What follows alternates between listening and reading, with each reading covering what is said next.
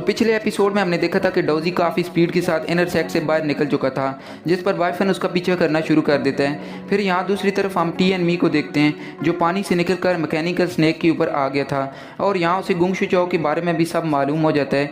इसी वजह से हम देखते हैं कि टी एंड मी गुंगशू चौ को बहुत ज़ोर से हिट कर देता है, जिसकी वजह से वो उड़ते उड़ते सीधा पानी में जा गिरता है। अब आगे नेक्स्ट एपिसोड बिल्कुल उसी सीन से शुरू होता है, जहाँ गुंगशू चौ के पानी में गिरने की वजह से कुछ आवाज़ें क्रिएट हो गई थी। ये आवाज़ वहाँ पर मौजूद गार्ड सुन लेते हैं। वो जैसे ही वहाँ टी एंड मी और यूवी को देखते हैं तो उन्हें मालूम हो चुका था कि ये दोनों वही बच्चे हैं जिनके बारे में हमें मास्टर वी जोंग ने बताया था। हमें कुछ भी करके इन बच्चों को जिंदा या मुर्दा पकड़ना ही होगा, नहीं तो मास्टर वी जोंग हमें जिंदा नहीं छोड़ेंगे। और ये कहते ही हम देखते हैं कि वो सारे सोल्जर्स उन पर एरोस बरसाना शुरू कर देते हैं, जिसकी वजह से हम देखते हैं कि टी एंड मी ने अपनी सुप्रीम वेपन की मदद से एक शील्ड क्रिएट कर ली थी। शील्ड की मदद से टी एंड मी और यूवी एक चट्टान के पीछे छुप गए थे, जो देखकर वो सोल्जर्स कहते हैं कि अब हमें नीचे जाकर ही उन दोनों को पकड़ना होगा।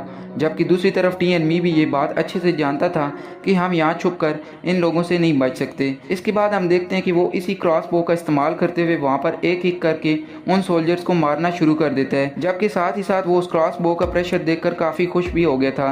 वो खुशी से कहता है कि ये तो वेपन काफ़ी कमाल का है। ये सुनकर यूवी उससे कहती है कि इसमें हैरान होने वाली क्या बात है, मैंने तो तुम्हें पहले ही बताया था कि हमारे मुल्क का सबसे सुप्रीम वेपन है। तुम चाहो तो इस क्रॉस बो का इस्तेमाल करके एक वक्त में 2 एनिमीज को भी मार सकते हो, यानी कि ये एक वक्त में 2 एरोज को भी इस्तेमाल कर सकता है। यहाँ यूवी ये सब कुछ बता ही रही थी कि तभी टी एंड मी बताता है कि सोल्जर्स काफ़ी ज़्यादा करीब आ चुके हैं, इसीलिए वो फ़ौरन यूवी का हाथ पकड़कर आगे की तरफ भागना शुरू कर देता है। यहाँ पर भागते भागते हम देखते हैं कि वो सोल्जर्स इन पर अटैक भी कर रहे थे, जिसकी वजह से टी एंड मी अपने डबल क्रॉस बो का इस्तेमाल करके वहाँ पर एक साथ 2 सोल्जर्स को भी मार देता है। इसके बाद हम देखते हैं कि ये दोनों भागते भागते उस मैकेनिकल स्नेक के बिल्कुल एंड पर आ चुके थे, यानी कि अब इन दोनों के पास आगे जाने के लिए कोई भी रास्ता नहीं था।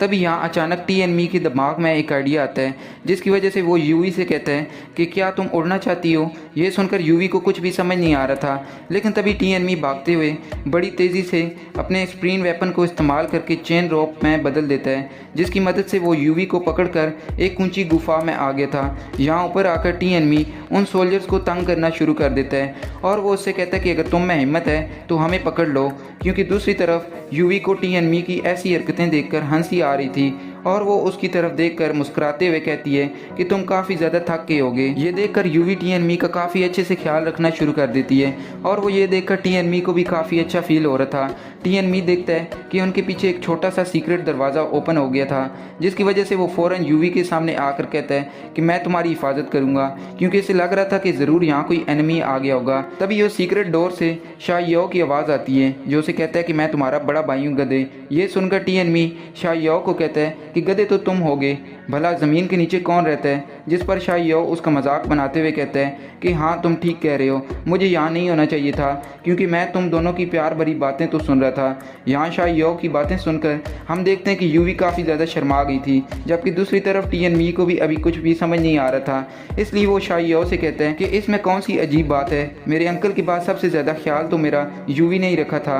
असल में यूवी टी एंड मी से प्यार करने लगी थी और इसलिए वो टी एंड मी का ख्याल सबसे ज़्यादा रखती थी। तो शाओ भी बिल्कुल उसे यही बात समझाने की कोशिश कर रहा था, लेकिन टी एंड मी तो कुछ भी समझ ही नहीं पा रहा था। वहीं दूसरी तरफ यूवी को सब कुछ समझ आ गया था। वो शर्माते हुए यहाँ से उन दोनों को चुप करवाती है, जिसके बाद उसने यहाँ से आगे की तरफ चलना शुरू कर दिया था। ये दोनों भी खड़े होकर उसे फॉलो करना शुरू कर देते हैं, जिसके बाद वो तीनों इस गुफा से चलते चलते एक मैकेनिकल बीस्ट के पास आ पहुँचे थे। तो ये वो मैकेनिकल बीस्ट था जिसका नाम वाइट टाइग्रो था और ये एक लाजवाब मास्टरपीस है। इसके बाद सीन शिफ्ट होकर डॉजी और बायफन पर आ जाता है, जहां हम देखते हैं कि डॉजी अभी भी मुस्कुरा रहा था। ये देखकर बायफन कहता है कि तुम मुस्कुरा क्यों रहे हो। जिसके बाद डॉजी खड़ा होकर कहता है कि रेस शुरू करने से पहले मुझे लगा था कि तुम काफ़ी ज़्यादा स्लो हो, पर अब मुझे ऐसा नहीं लगता, क्योंकि अब मुझे ऐसा लगता है कि तुम सबसे ज़्यादा तेज़ हो और तुम्हें सबसे ज़्यादा जल्दी है मरने की, और इसलिए तुम अपनी मौत के और भी ज़्यादा करीब जा रहे हो।